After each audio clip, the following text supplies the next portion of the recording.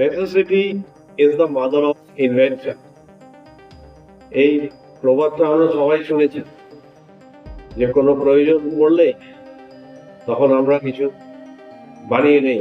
আমি আপনাদের শোনাতে চাই একটা গল্পের আকারে। একজন খুব সাকসেসফুল এন্টারপ্রেনার বলেছেন যে as an entrepreneur you should not begin with thoughts of scale, but instead focus on creating something so valuable that it inspires loyalty and enthusiasm in smaller devoted audience. তো এ থেকে ব্যাপারটা এমন দাঁড়াচ্ছে যে যখন কোনো এন্টারপ্রেনার কোনো ভেঞ্চার শুরু করে, অনেকে আমি বিশাল করব, এত বড় করব, হাজার হাজার লাখ লাখ স্কোয়ার ফুটের ফ্যাক্টরি করব, এটা অনেক করে থাকে, কিন্তু সবাই তো সেটা করে না। কিন্তু ভাববেন না, এটা এক দুজন ভাবতে পারে, 2% 5% ভাবতে পারে। বাকি যারা তাদের ভাবা উচিত নয়। তাদের কি করা উচিত? তাদের স্কেল আপ করার কথা এক্ষুনি ভাবা দরকার নেই। তাদের ভাবতে হবে আমি এমনই একটা অডিয়েন্স তৈরি করব, এমনই একটা সাবস্ক্রাইবার, এমনই একটা কাস্টমার বেস তৈরি করবো যারা লয়াল হবে, ডিভোটেড হবে এবং আমার প্রোডাক্টকে খুব পছন্দ করবে। এবং তারা যদি খুব ছোট সাইজেরও হয়, সংখ্যায় খুব কম হয়, তারা তো বলবে ইউজ করে, তারা তো স্যাটিসফাইড, তারা রিপিট অর্ডারও দেবে, বলবে, এবং তারাই আস্তে আস্তে আস্তে আস্তে আপনার কাস্টমার বেসটা খুব বড় করে দেবে, বাড়িয়ে দেবে। আচ্ছা, এবার গল্পে আসে। গল্পটা হচ্ছে যে necessity is the mother of invention কেন বললাম। একজন ভদ্রলোক মোবাইল ফোন ব্যবহার করতেন, গান শুনতেন বা কথা বলতেন, এবং তার জন্য তিনি কানে একটি হেডফোন লাগাতেন। কিন্তু হেডফোন তার খুব লম্বা হওয়াতে তার জড়িয়ে যেত। কিন্তু মোবাইল ফোনে অনেকদিন আগেকার কথা বলছি, সেই সময় সিস্টেম ছিল না যে তারটাকে ম্যানেজ করা কিভাবে যায়, গুটিয়ে রাখা যায়, বারবার করে ব্যবহার করে তারপরে গুটিয়ে রাখা। তো পেঁচিয়ে গেলে অসুবিধা হয়, অনেক সময় ছিঁড়ে যায়, কেটে যায়। উনি ভাবতেন এবং ভাবতে ভাবতে সলিউশন একটা বের করার কথা চিন্তা করতেন। করতে করতে করতে করতে বহুদিন চেষ্টা করার পরে উনি মোবাইল ফোনের পেছনে দুটো বড় বাটন লাগিয়ে একটা সলিউশন বের করে ফেললেন। যে সলিউশনে দেখা গেল যে যা দরকার না থাকলে ওই বাটনের মধ্যে সুন্দর করে ওটা পেঁচিয়ে রাখা যাচ্ছে, এবং বাটনটা মোবাইল ফোনের গায়ে উনি আটকে দেওয়ার ব্যবস্থা করলেন। সে যেভাবে উনি আটকে দেন, দুটানা পাশাপাশি বাটন করে করলেন। করাতে কি হলো, বাটনটা একটু সফট, নরম বস্তু দিয়ে তৈরি করেছিলেন, যাতে কিনা বাটনটা দুরকম কাজ করতো। একটা তো ওটা পেঁচিয়ে দিত, তারপরে মোবাইলটা রেখে কথা বলতে পারতেন, এবং মোবাইলটা রাখার সময় বাটনটা মোবাইলের যে তলাটাকে, বেসটাকে, কাভারটাকে মাটিতে লাগতে দিত না, তাতে মোবাইলের যে কাভারটা সেটা প্রোটেক্টেড থাকতো। তো প্রোটেকশনের রোলটা নিল, এবং এই যে তারটা পেঁচিয়ে যাওয়া, তারও সমস্যাটা সমাধান হলো।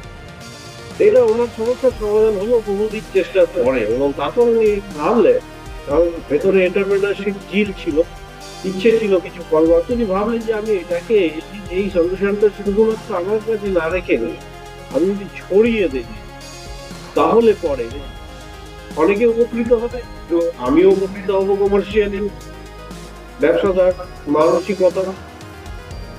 তো উনি সেটা ছোট স্কেলে ম্যানুফ্যাকচারিং করার মতো ভাবলেন, কিন্তু যেটা উনি বানিয়েছেন সেটা ক্রুড ছিল, এবং সেই জিনিসটা তো মার্কেটে নাও চলতে পারে। মার্কেট চাইবে একটা এমন প্রোডাক্ট যেটা আই ক্যাচিং হবে, দেখতে ভালো হবে, অ্যাস্থেটিক্স ভালো হবে এবং ইউজফুল হবে। তো উনি টিম এমপ্লয় করলেন, মানে এমপ্লয় মানে কন্ট্রাক্ট করলেন আর কি, যে বানিয়ে দাও তাহলে শেয়ার করবো, এরকম। এমপ্লয় তো রাখা যাবে না, সবে শুরু। তো সেরকম দু চারজন লাইক মাইন্ডেড লোকের সঙ্গে বসে উনি এটাকে একবার দুবার নয়, 60খানা 60 প্রোটোটাইপ বানিয়েছেন। 59খানা প্রোটোটাইপ রিজেক্ট করার পরে 60th প্রোটোটাইপ উনি মনে করেছেন যে হ্যাঁ, এবার এটাকে আমি মার্কেটে ছাড়তে পারি। তারপরে বেশ কিছু লোকের ওপিনিয়ন নেওয়ার পরে উনি মার্কেটে ছোট আকারে ছেড়েছেন। তারপরেও বড় চ্যালেঞ্জ শেষ হয়নি। সবচেয়ে বড় চ্যালেঞ্জ ছিল নতুন প্রোডাক্ট, কোনোদিন কেউ দেখেনি, এর ইউটিলিটি কেউ জানে না। সুতরাং কোনো কাস্টমার প্রথম কাস্টমার হতে চাইবে না, সে নিজের পয়সা লাগাবে না। তো মার্কেটে দাঁড়িয়ে দাঁড়িয়ে নিজে উনি প্রতিদিন নিয়োগ করে একই সময়ে একই মানে সময় মেনটেন করে একই আহ, সময় অবধি থেকে উনি ডেমনস্ট্রেশন দিয়ে গেছেন লোককে। দিতে দিতে দিতে দিতে লোকে এর উপকারিতা বুঝেছে এবং অনেক দিন বাদে প্রথম 5টা কাস্টমার পেতে ওনার সমস্যা হয়েছে। তারপরে আস্তে আস্তে আস্তে আস্তে চলতে শুরু করেছে এবং চলতে চলতে দৌড়াতে শুরু করেছে এবং অত্যন্ত জোরে দৌড়াতে শুরু করেছে। তারপরে উনি স্কেল আপ করেন, বিজনেস বাড়ান, প্রোডাক্টের সংখ্যা বাড়ান এবং এই করতে করতে উনি টপ গ্লোবাল মাল্টিন্যাশনাল কোম্পানির সঙ্গে টাই আপ করে উনি বিজনেসকে এত বড় জায়গায় নিয়ে গেছে যে কল্পনাও করা যায় না এবং সারা পৃথিবীতে প্রোডাক্ট ছড়িয়ে দিয়েছেন। এর সঙ্গে সঙ্গে আরেকটি উপদ্রব তৈরি হয়েছিল প্রাথমিক দিকে, যে কাউন্টার মানে ফেক প্রোডাক্ট তৈরি হয়ে গেছিল। সে ফেক প্রোডাক্টকে মার্কেট থেকে বের করে দেওয়ার জন্য এবং তাকে আটকাবার জন্য যা যা করার এবং লিগাল প্রসিডিওর বা তার পেটেন্ট নেওয়ার এই সমস্ত উনি করেছেন এবং তার পরবর্তী ক্ষেত্রে তার টিম ওটা করে থাকে।